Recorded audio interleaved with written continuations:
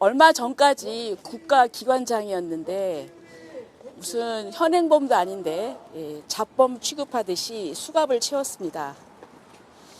저는 이 체포가 불법 부당하기 때문에 여기에 대해서 이진숙 위원장을 이번 심사에서 석방하는 것을 촉구하기 위해서 우리 의원님들 함께 이렇게 왔습니다.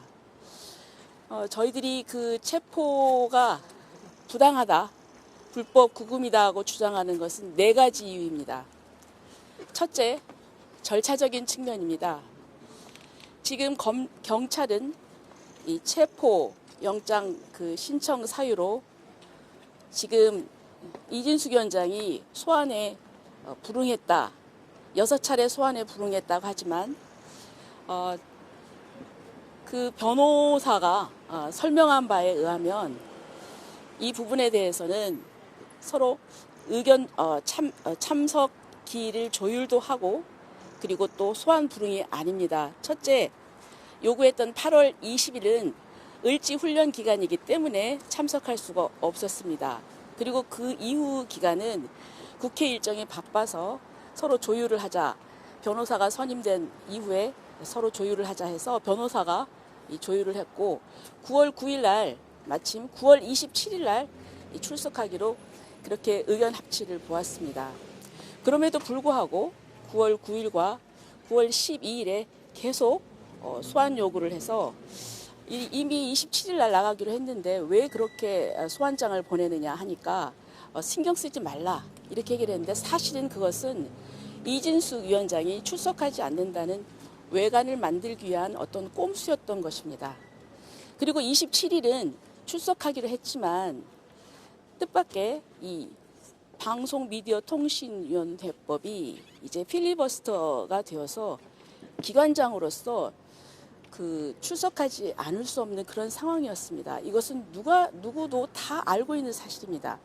여기에 대해서 9월 26일 날 이 변호인 쪽에서 구두로 전화로 통지를 했고 팩스를 보냈으며 그리고 또 등기 우편으로 그 불출석 사유서를 보냈습니다.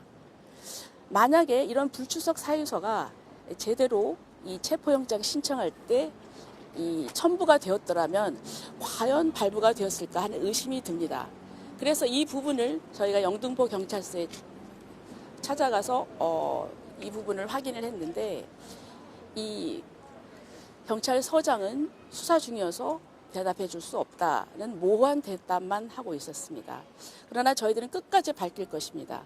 왜냐하면은 체포영장을 발부받기 위해서 중요한 서류를 제출하지 않은 것은 이것은 법원의 판단을 호도해서 체포영장을 받아내는 그런 직권남용이기 때문입니다. 두 번째, 내용적인 측면입니다. 지금 사전선거운동과 그리고 공무원으로서 정치적 중립 위반이라고 하는데 유튜브에 출연한 것은 작년 9월입니다. 계엄이 선포되기 이전이어서 대선이 있었다는 것은 알지도 못했습니다. 또 공무원으로서 그 정치적 중립 위반의 부분은 이미 이재명 정권 하에 감사원에서 조사를 했고 그리고 또 그저 주의 조치로 끝났습니다. 중요하지 그렇게 중징계를 할 정도로 중요한 사안은 아니라고 결론을 내렸던 것입니다. 그럼에도 불구하고 이렇게 체포영장까지 청구를 했습니다. 정말 이렇게 정치적 중립 의무를 따진다고 하면은 이 검찰에 있는 이문정 검사는 어떻게 설명을 해야 됩니까? 납득할 수가 없습니다.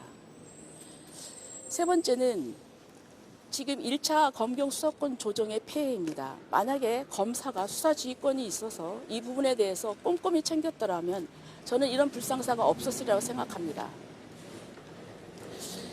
정치 검찰이 무서워서 수사권을 경찰에게 준다고 했지만 이 경찰 역시 정치 검찰 못지않은 무서운 정치 경찰이 될 수 있다는 그런 신뢰를 보여준 것이라고 생각합니다. 이 부분도 저희들은 검찰청을 폐지하는 이런 것들의 이 부작용이 예상이 되고 그것의 예고편이라고 생각합니다. 네 번째는 정치 탄압입니다. 이진숙 위원장은 방송의 공정성과 독립성을 위해서 싸워왔고 이 정부의 그 미디어 장악에 대해서 반대를 해왔습니다. 이 정권과 반대되는 목소리를 내는 사람에 대해서 앞으로 이렇게 이 경찰을 동원해서 이제 핍박을 하겠다는 것입니다. 이것은 제가 과거 유신 독재의 망령이 떠오릅니다. 이진숙 위원장은 언론의 자유와 표현의 자유, 그리고 방송의 독립성을 위해서 싸운 것뿐입니다. 이진숙 위원장에 대해서 오늘 꼭 석방을 해주시기를 바랍니다. 이상입니다. 네, 됐습니다. 오셨어요?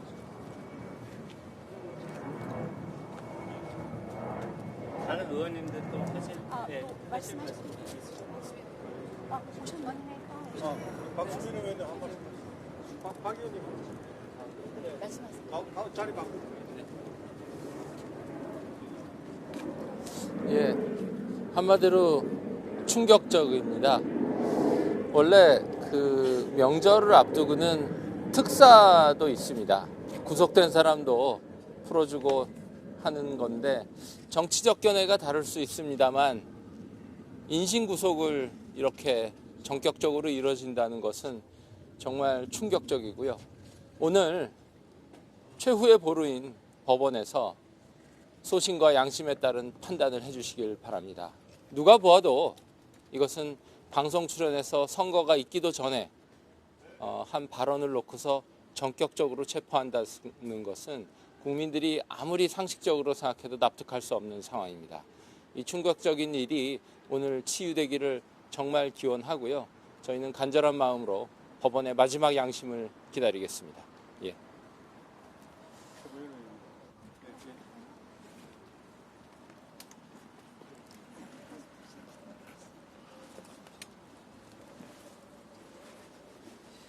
저희는 오늘 이진숙 전 방통위원장님의 체포 적부심에서 법원의 공정하고 현명한 판단이 있기를 기대합니다. 이 경찰 집행이 이루어진 정치적인 배경이 있지 않나라는 의혹을 저희는 거두지 않을 수가 없습니다. 최근에 국정자원 화재 사건이 있었고 이로 인해서 많은 분들이 고통을 받았고 그런 부분에 대한 민심이 상당히 안 좋다는 판단이 있었을 거라고 보고요. 그리고 그 이후에 또 담당 공무원의 사망 사건도 있었습니다. 그런데 이런 와중에서 이재명 대통령이 예능에 출연한 것이 아닌지에 대한 의혹이 아직도 밝혀지지 않고 있고 대통령실에서는 이에 대한 대답을 하지 않고 있습니다. 어떤 일시를 대답하지 않고 있습니다. 이런 상황에서 이진숙 전 방통위원장에 대한 체포 집행이 이 시기에 전격적으로 이루어진 것은 좀 이런 부분에 대한 국면 전환용이 아닌지 저희는 그런 부분에 대해서도 의혹이 말끔히 좀 해소되길 바라고 이진숙 전 방통위원장에 대해서도 부당하고 불법한 부분이 있었다면 끝까지 책임을 추궁할 것이라고 말씀을 드립니다. 대변인 하나만 여쭤볼게요. 민주당에서는 그럼에도 불구하고 제 식구 감싸기다 이런 식으로 좀 나오고 있는데 이 부분에 대해서 국민의힘 입장 어떠신지? 저희는 앞서 이제 말씀드렸다시피 체포라는 것은 어떤 적법한 절차와 그리고 요건이 부합해야 되는 것입니다. 근데 그런 부분에 대해서 위법하고 부당한 집행이 있는 부분에 대해서는 당연히 법적으로 저희가 목소리를 내야 되는 부분이라고 생각을 하고요. 그리고 오히려 제 식구 감싸기라고 민주당이 얘기하기 전에 지금 있는 의혹에 대해서 오히려 당당하게 국민 앞에 떳떳이 밝히는 게 순서일 것 같습니다.